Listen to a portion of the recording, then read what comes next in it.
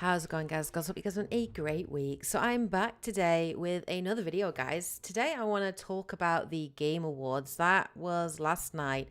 It basically aired at like 12:30 a.m. UK time. So I didn't get to watch it live. I didn't get to live stream it with you guys, which made me a little bit sad because obviously I had work today. But I've been able to sort of have a look at the awards, see which games won in which categories, and obviously I got to watch a couple of the teaser trailers and the gameplay reveal trailers that we got at the Game Awards. Overall, I actually was quite pleased with the results from the Game Awards. It was really nice actually this year to see so many varied games actually win. I thought it was quite refreshing. We've had previous years with the Game Awards where one game has won multiple awards, and it just seems a little bit unfair, a little bit unbalanced. So I was quite actually pleased with the awards. Quite a lot of games that I myself have really enjoyed. And there were quite a few of these awards that I actually would have made the same decisions. So yeah, I was pretty pleased with the results. We'll go through obviously and talk about the games that won and my general impressions on that. I'm not going to cover the content creator or the esports awards because honestly speaking, I really don't care about that side of the Game Awards. I always kind of just skip over that stuff, but I will talk about a couple of the awards and which games did really well. Obviously I'll save the last, which is Game of the Year. I will save that for last and obviously talk about my thoughts on that. But generally speaking, there were a lot of really good winners this year. I'll go through a couple of them. Deathloop did actually pretty well this year. It got the best game direction and the best art direction as well, rightly deservedly so. I've actually been recently playing that game. Dante bought it me early for Christmas so I could actually play it because I want to play it because so many people have said great things about it, and I want to be able to try and hopefully beat it before the end of the year so that if it deserves it, it'll get a place in my top 10 list for 2021. But I have to say, so far, I've been really enjoying Deathloop. And I do think the direction, the game direction, the art style, it's really creative.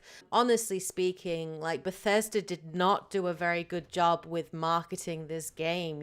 Prior to it coming out, I got fed up of it. It was saturated in terms of marketing. It didn't really do a good job of actually reflecting what the game's about. But from what I have played, I really have enjoyed it. So I can see why it would have won those awards, which was really cool. It was really great as well this year. I mean, Forza Horizon 5 did really well as well this year. It actually won, I think, 3 awards actually. I think it got obviously innovation in accessibility. It also got best audio design, which I can completely see, and it also got best sports and racing, which I would be hugely surprised if it did not win that category. Honestly speaking, Forza Horizon 5 is a really good game. Now, I'm not a huge racing player. I do like certain racing games, like I'm a big fan of the Burnout series, but my friend Edge has actually played Forza Horizon 4, and he said, you know what? Give it a try. It's really good. So I actually jumped into Forza Horizon 5. I love the setting. I really enjoyed playing it. It's actually on the Game Pass on the PC. So I was able to sort of just download the game, jump in and check it out. And it's just really fun to play. I love the kind of open world element of being able to explore the maps and drive around from location to location and take on challenges and races and different things. The cars are really fun to handle, and I can totally see why it won best audio design. The sounds for the engines and the cars and the music and everything, it's just beautiful. It's really well done. So I was actually really pleased to see Forza Horizon get some recognition this year, which is just absolutely fantastic. There are a couple of other ones that did really well. The best performance, not surprisingly, went to Maggie Robertson. Obviously, she played Lady Dimitrescu. I think I said that right. Obviously from Resident Evil Village. Like, I am not surprised that she won. She probably is the best character in that game. delivers the role in a super charismatic fashion. I watched Edge live stream it and really enjoyed it. I was a little bit sad that she didn't stick around longer, personally speaking, because she was actually one of the most interesting characters. But Maggie Robertson, who voice acted her, she did a spot on job with her, and she delivered her in a really, really impactful way, which was really, really great. I know Edge would have been really pleased to see Final Fantasy XIV Online get a lot of recognition this year as well. I think it got Best Community Support. It also got other awards as well, including Best Ongoing Game, which makes sense. Obviously, this year we've had Endwalker, which came out recently. I know Edge burnt through it in a week. He's not stopped playing it. Beat the main story, I think, for that DLC expansion in 30 hours, and he's been raving about it. It's actually on my backlog list of games, and I've decided every year I do want to try and tackle at least 1 or 2 games on my backlog list. This year I finally beat Persona 5, and I have decided next year I'm going to jump into Final Fantasy XIV Online, and I am going to play this game, and I'm going to experience everything it has to offer, because Edge does really, really rave about the story, and that's where I am at, which was really, really cool. I was really pleased to see that Kena Bridge of Spirits did so well this year as well, which was great. It actually got 2 awards. It got Best Debut Indie and also Best Indie Game of 2021. Rightly so. Kena Bridge of Spirits, or Kena Bridge of Spirits, was one of the best indie titles to come out this year. Just absolutely brilliant. Absolutely brilliant game. It's like a Pixar game, but it has elements of Dark Souls. I wasn't expecting it to be as challenging in terms of the combat, but the world is beautiful. Really enjoyed it. It looks beautiful. It looks, it's got the quality of a AAA game in terms of the way it looks and the voice acting and the music and everything. And to say that this is their first actual debut game, I'm very, very impressed with Ember Labs. I think they did a fantastic job, but I'm really looking forward to seeing obviously what else they have to offer. It probably would have been my best, top indie game of this year too, so I'm really pleased to see that it did so well. Some of the other awards that I was most interested in, definitely I was pleased with Best Action Game, which went to Returnal. I'm glad to see that it got some recognition this year. I was a little bit worried because it came out very early in the year, and that game was hard, but really, really good. It's a great exclusive on the PlayStation 5, and the action in that game is non-stop. It's a bullet hell type third-person shooter, and it's beautiful. It's visually stunning, but the minute-to-minute action is just fast and fierce, and it's a great game. So I'm really pleased that it got Best Action Game. I was very pleased to see that Metroid Dread actually got the Best Action Adventure Game. I actually would have made the same decision for that, because for me, when it comes to Best Action Adventure, that's where we're looking at gameplay, and it's that minute-to-minute gameplay that I am really looking for in a good action-adventure game, and Metroid Dread has it in heaps. The best part of that game is, without a doubt, the gameplay, the controls, the different abilities and moves, the platforming, the combat, the boss fights, the puzzle-solving elements of it too, the Metroidvania elements. Metroid Dread, guys, is a brilliant game, and if you haven't played it and you own a Switch, you should definitely pick it up and check it out. And it's really, really great to see Metroid get some much needed recognition. Metroid's always been a weird series for Nintendo. They've always been really bad in kind of promoting it, so I'm really, really pleased to see that it's been recognized on such a big stage. So that's really, really awesome.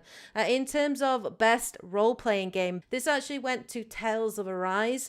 Now, I'm not overly surprised about it. I actually thought maybe it might have gone to Cyberpunk 2077 in terms of, RPG storytelling, but I can imagine it may well not have done so, because obviously Cyberpunk, when it was released a year ago, was very much released, in a broken state, especially on the old gen consoles. So a lot of people didn't get to experience that game in its best form.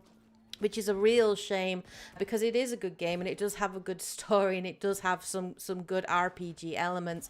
But you know what? I still think that Tales of Arise was a much deserved winner. It's a very good RPG. It's great to see a JRPG win as well, which was really awesome. I haven't beaten it yet. I'm still playing through it. I'm about 30-40 hours in, but I'm really enjoying it. And I'm taking my time with that game to enjoy it. I know a lot of you probably would have liked to have seen the Mass Effect Legendary Edition in there. If that had been a nominee, without a doubt, I would have voted for Mass Effect. It's still my favorite RPG of all time. So I just think it wasn't there because obviously the game initially, the trilogy, wasn't released in 2021, and we do really get into grey areas where we start talking about remasters and whether those should be considered. I actually think remasters should kind of be their own category because we're getting so many good remasters. I actually think this should be its own category in itself in the Game Awards, and I would like to see that going forward. In terms of best multiplayer, well, to be fair, It Takes Two did brilliantly this year. It got best multiplayer. It also got best family game, and of course It Takes Two also got Game of the Year. That was obviously the biggie, the big one. It Takes Two did super well this year, which was really awesome for Hazel Light Studios. I can get why it won best multiplayer. I mean, to be fair, it didn't have much competition. A lot of the other games in that multiplayer have had issues with leveling, with progression, with balancing, and they have had issues. So It Takes Two is a very enjoyable, amazing cooperative experience. That game has to be played cooperatively, whether it's local or online, but it's a brilliant two-player co-op experience. For me personally, I think if Halo Infinite had been included in that category, I actually think Halo Infinite would have won best multiplayer if it had released a little bit earlier, so that it actually qualified. But I think Halo Infinite did get the people's choice, which is the public vote, so that's still really great that they did get recognized. Best family game, for me personally, I wouldn't really have given it to It Takes Two because in terms of family game, it's not so much, I don't think about family friendly. I just think about a game that you can play with your family. So for me, I would have preferred, say, Mario Party. I would have preferred that. I think that would have been a better choice. But it still would be a great game to play with your your kids or your significant other, or friends or whatever. So yeah, it's still a deserved winner, but I probably would have gone with Mario Party.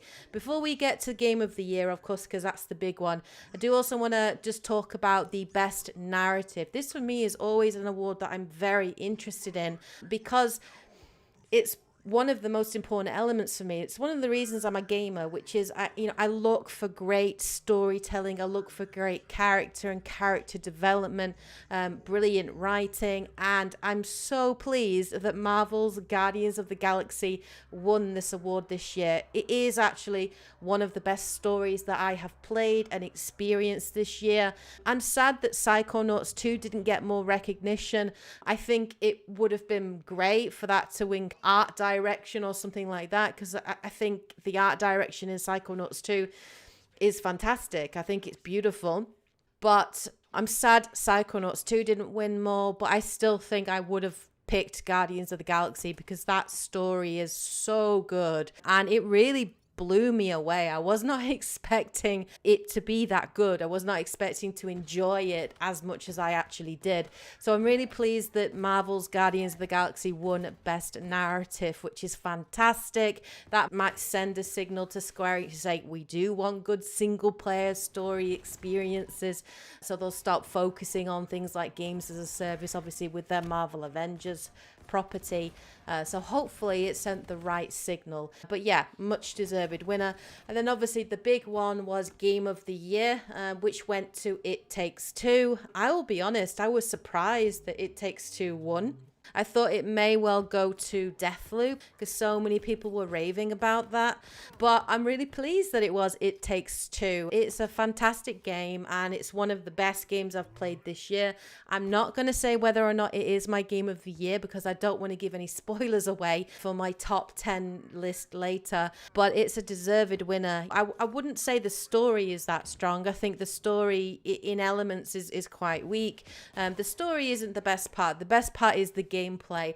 But I loved It Takes Two because it was creative. I loved the fact that every level impacted the gameplay and it was almost a celebration of gaming and all the different gaming genres. That game goes from being a platform game to a fighting game to a top-down kind of RPG. So it was awesome. It was really, really cool.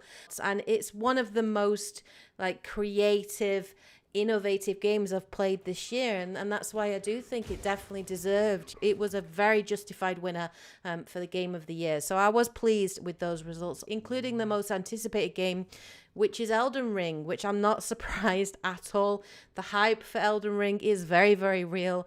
I myself am getting more excited for that game, and I actually thinking I might pick it up. And I'm not a big From Software fan, so I'm very interested in it. And yeah, I can definitely see why that was, the most anticipated game of 2022. There's lots to look forward to next year.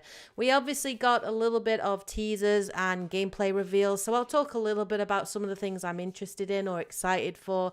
In terms of teasers, I'm very excited about a new Wonder Woman game. I'm super hyped for that. You guys will probably know I'm a big DC fan as well as a big Marvel fan. I'm just generally a big comic fan, but I absolutely love Wonder Woman. She's actually she's in the trio. She's one of my favorite superheroes, and I am very excited at the prospect of jumping in and playing a Wonder Woman game. The fact that it's being developed by, I think, Monolith, I'm very intrigued as to how that's going to go, but I'm very much looking forward to Wonder Woman. It sounds from what we got in the teaser that this is a Wonder Woman that's already kind of come into her own, and she's being called back to Themyscira. So I'm very, very much looking forward to seeing that. I'm hoping we're going to get some references and things to Greek mythology. Hopefully there'll be some really sweet gameplay. Maybe it'll be a little bit God of War-ish, obviously, with we've got the lasso and the sword shield. Oh, it's going to be amazing. I'm very excited for it.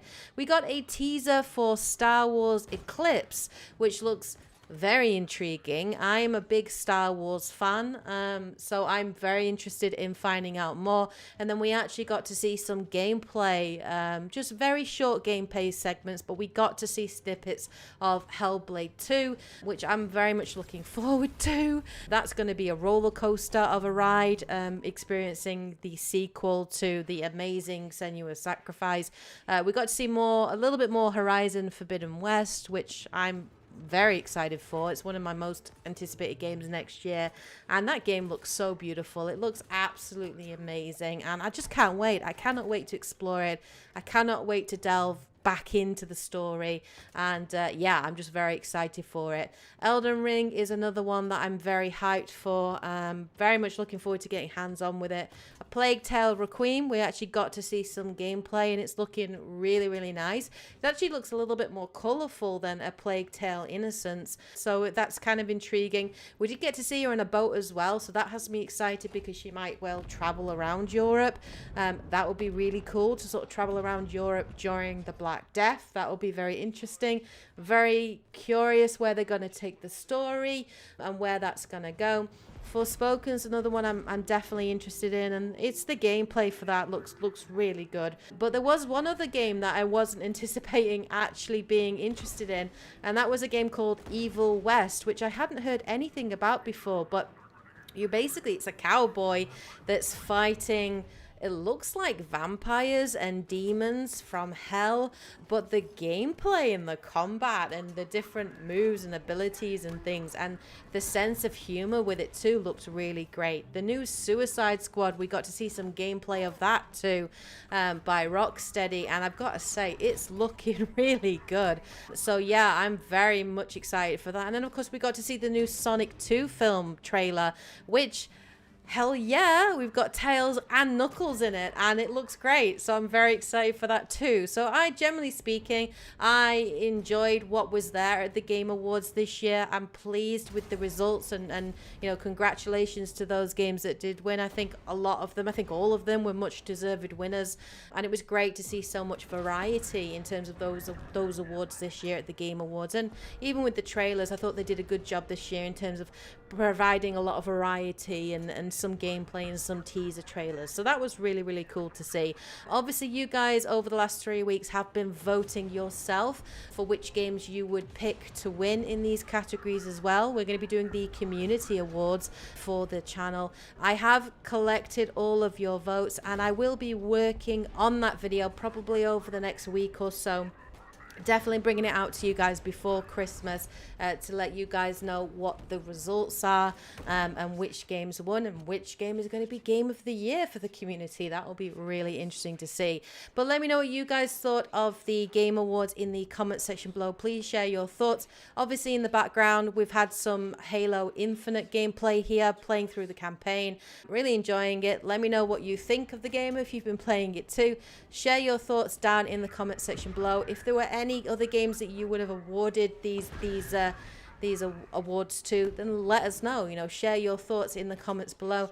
Thank you again for watching this video and tuning in and checking it out. Please make sure you support the channel, of course, by liking, subscribing, commenting, and all that good stuff. Anyway, hope you guys have a great week. Take care, and as always, happy gaming. Bye guys.